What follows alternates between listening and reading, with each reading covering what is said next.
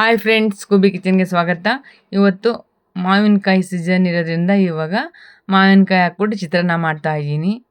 ನೀವು ಮಾಡ್ಕೊಳ್ಳಿ, ತಿನ್ಕೊಳ್ಳಿ. ತುಂಬ ಚೆನ್ನಾಗಿರುತ್ತೆ. ನನ್ನ ಸ್ಟೈಲಲ್ಲಿ ಮಾಡಿ, ಸಖತ್ತಾಗಿರುತ್ತೆ, ಸೂಪರಾಗಿರುತ್ತೆ. 2-3 ದಿವಸ ಗೊಜ್ಜು ಮಾಡಿ 2-3 ದಿವಸ ಇಟ್ಟರೂ ಹಾಳಾಗಲ್ಲ.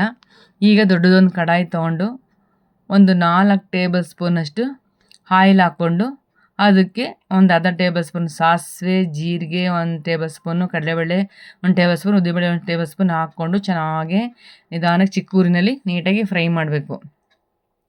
ಈಗ ಅದಕ್ಕೊಂದು 2 ಟೇಬಲ್ ಸ್ಪೂನಷ್ಟು ಕಡಲೆ ಬೀಜ ಹಾಕ್ಕೊಂಡು ಚೆನ್ನಾಗಿ ಚಿಕ್ಕ ಊರಿನಲ್ಲಿ ನೋಡಿ ಈ ಥರ ಫ್ರೈ ಮಾಡ್ಕೊಳ್ಳಿ. ತುಂಬ ಚೆನ್ನಾಗಿ ಸೀಸನ್ನಲ್ಲಿ ಈಗ ಮಾವಿನಕಾಯಿ ಚಿತ್ರಾನ್ನ ತೋರಿಸಿದ್ದೀನಿ. ಆಮೇಲೆ ಮಾವಿನಕಾಯಲ್ಲಿ ತೊಕ್ಕು, ಆಮೇಲೆ ಮಾವಿನಕಾಯಿ ತಿಳಿ ಸಾರು, ಅದನ್ನೆಲ್ಲ ಮಾಡಿ ತೋರಿಸಿ ನಮ್ಮ ಚಾನಲಲ್ಲಿ ತೋರಿಸ್ತೀನಿ. ಮಾಡ್ಕೊಳ್ಳಿ.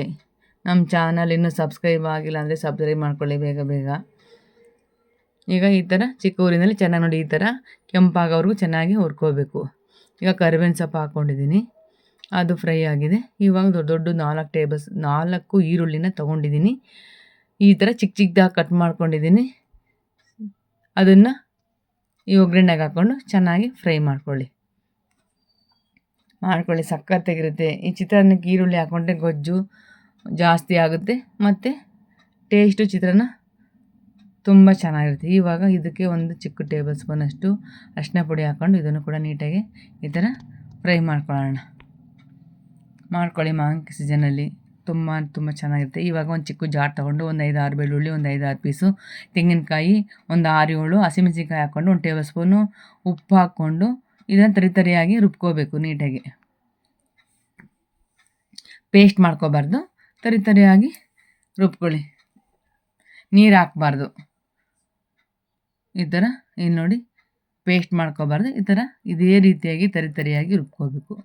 ನೀವು ಈ ಥರ ಮಾಡಿರಿ, ಈ ಸಖತ್ತಾಗಿರುತ್ತೆ. ಟೇಸ್ಟು ನೋಡಿ ಗೊಜ್ಜೆ ಘಮ ಅಂತ ಇರುತ್ತೆ. ಈ ಥರ ಗೊಜ್ಜು ಮಾಡಿಕೊಂಡು ನೀವು ಆ ಪೇಸ್ಟನ್ನು ಈ ಒಗ್ಗರಣೆಗೆ ಹಾಕ್ಕೊಂಡು ಚೆನ್ನಾಗಿ ಮಿಕ್ಸ್ ಮಾಡ್ಕೋಬೇಕು. ಈಗ ತುರಿದಿರ್ತಕ್ಕಂಥ ಒಂದು ಮಾವಿನಕಾಯಿ ತೊಗೊಂಡಿದ್ದೆ ನಾನು, ಮೀಡಿಯಮ್ ಸೈಜಿಂದು. ಈಗ ಅದು ಈ ಒಗ್ಗರಣೆಗೆ ಹಾಕ್ಕೊಂಡು ಇದನ್ನು ಮಿಕ್ಸ್ ಮಾಡ್ಕೋಬೇಕು ಚೆನ್ನಾಗಿ, ಹಸಿ ವಾಸನೆ ಹೋಗೋವರೆಗೂ. ಸಖತ್ತಾಗಿರುತ್ತೆ. ತುಂಬ ಚೆನ್ನಾಗಿರುತ್ತೆ.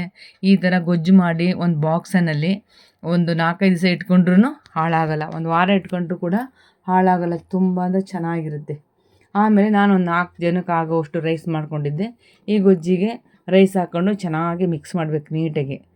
ನೋಡಿ ಈ ಥರ ಮಿಕ್ಸ್ ಮಾಡ್ಕೋಬೇಕು. ಈಗ ನಾನು ಅದು ಪೇಸ್ಟಿಗೆ ತರಿಯಾಗಿ ರುಬ್ಕೊಂಡಿದ್ದೀನಿ, ಅದಕ್ಕೆ ಉಪ್ಪು ಹಾಕ್ಕೊಂಡು ರುಬ್ಕೊಂಡಿದ್ದೀನಿ. ಇವಾಗ ಕಡೆಯದಾಗಿ ಅದು ನಾವು ನೋಡಿಕೊಂಡು ಉಪ್ಪು ಹಾಕ್ಕೋಬೇಕು. ಚೆನ್ನಾಗಿ ಮಿಕ್ಸ್ ಮಾಡಬೇಕು. ಮಿಕ್ಸ್ ಮಾಡಿ ಕಡೆಯದಾಗಿ ಕೊತ್ತಂಬರಿ ಸೊಪ್ಪು ಹಾಕ್ಬಿಟ್ಟು ಇದನ್ನು ಕೂಡ ಮಿಕ್ಸ್ ಮಾಡ್ಕೋಬೇಕು.